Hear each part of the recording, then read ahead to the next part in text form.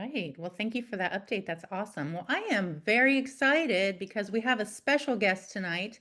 He is sitting in this Zoom room. His name is Derek Davidson, and I'm going to read his bio. He is actually going to speak for us this evening. So, Derek teaches playwriting and theater history at Appalachian State University in Boone, North Carolina.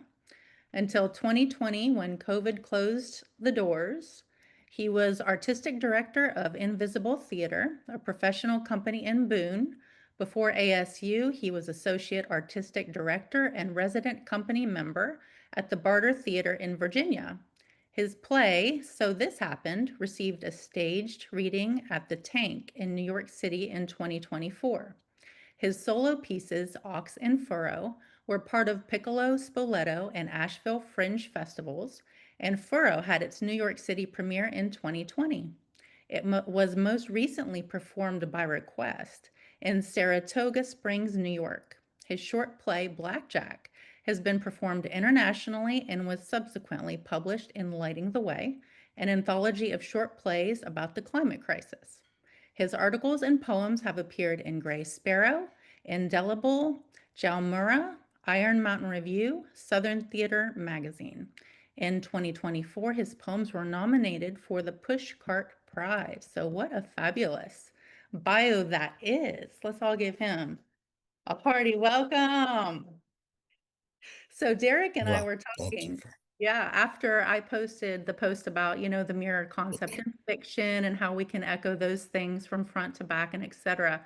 We just got talking and he has some interesting insight which he's going to share with us tonight and I am so excited to hear anything he has to say. So Derek, go ahead. Oh, well, that was really kind of you, Brandy, and I'm just grateful for this company. Um, like I said, I think earlier, I just like the community of writers. I like finding your tribe, and I like feeling as though I'm a member of a community of writers. So thank you for this opportunity. Um, regarding the mirror concept, which you had begun, was such an interesting conversation anyway to begin with. It caused me to think on some of some related um, concepts, and I mentioned chiasmus, and maybe some of you are familiar with the chiastic structure already.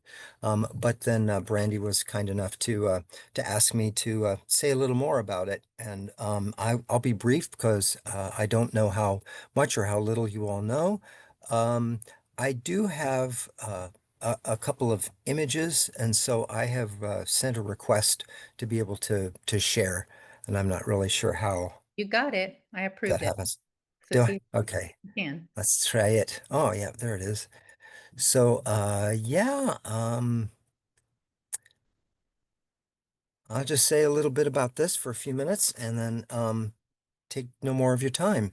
But something that I thought was interesting about the chiastic structure was that it reminds me of another very important structure, at least one for me, and that is the structure of the hero's journey.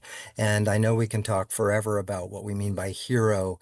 Maybe that would be the subject of another conversation. But just in terms of archetypes, I think there are some very interesting similarities. And the chiasm or chiasmus comes from the word for the Greek letter X, which is chi or chi. And the neat thing about the letter X, so this is a really old rhetorical form. The neat thing about the letter X, and you see it already, is that uh, akin to the mirror concept. If you split it down the middle, the letter gives us two mirror images of one another. So it is kind of a mirror process just in the letter itself. And so as a mirror, what's interesting, and it is maybe some of you are familiar with, palindrome and antimetaboly and some other rhetorical turns, and this is a kind of turn, so I'll speak about it first rhetorically, that is, just on the level of sentences and phrases. Um, but unlike antimetaboly, which is a very exact use of this kind of mirror image, you have to keep the words the same except reverse them. This reversal gives us, so we introduce some words or phrases in the beginning of a sentence, and then we repeat them, but we've reversed their order at the end of the sentence. So here are some examples. You're probably familiar with every one of these. Those who exalt themselves will be humbled, and those who humble themselves will be exalted. So you see, that's a nice mirror image. The first half of the sentence is mirrored by the second half. Adam, first of men, to first of women, Eve. That is Milton. It's not titles that honor men, but men that honor titles. I love that one. That's actually Machiavelli. Ask not what your country can do for you, ask what you can do for your country. That's as you are I'm sure know you all know is Kennedy. It's not the men in my life, it's the life in my men, which is a lovely sort of lighthearted turn from Mae West, and it's even in popular music. If you can't be the one you love, honey, love the one you're with. So it's a very popular turn tropos. It's a very popular use of words and language rhetorically. But what I really like is that it can work on so many other levels. It can work structurally. It can work referentially, which is exactly what you were talking about, Brandy, when you were talking about the actual mirror in in a piece, which I have actually used, or I've used a broken mirror. So it reminds us, or at least it lays the groundwork for the brokenness of the entire story.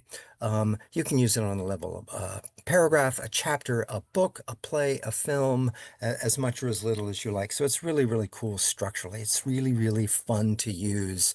I'm sure you all have examples. I'd love to hear your examples. I'm thinking, I can think of uh, films, Wizard of Oz, Nightmare Alley, a wonderful example. It's one of my favorites. Both the book and the films. There are two versions of the film. So why this reminds me of the journey archetype is that at its most basic level, the journey starts somewhere and it leaves and it comes back. So that's sort of the structure of the journey. Maybe the in West letters, certainly it's a play, but also literarily, Oedipus Rex is a perfect example of that. The subject, the hero, the anti-hero, the tragic hero leaves Thebes, well, is forced to leave Thebes as a child, goes to Corinth, finds himself at a crossroads. And I think it's very interesting. Another archetype, and all of you could probably go on and on about the importance of crossroads. Another X, right there we are, right in the middle, and there is the chiasmus again. And then the course of his life changes. At the end, it is mirrored the beginning, but it's there. There are so many examples in the original Odysseus, but also Ulysses by James Joyce, Don Quixote, Wizard of Oz. I mentioned is beautiful even in terms of the look of the film. Begins in black and white, ends in black and white, begins in Kansas, ends in Kansas. But it's also in music. Beethoven's Fifth uses this kind of journey structure.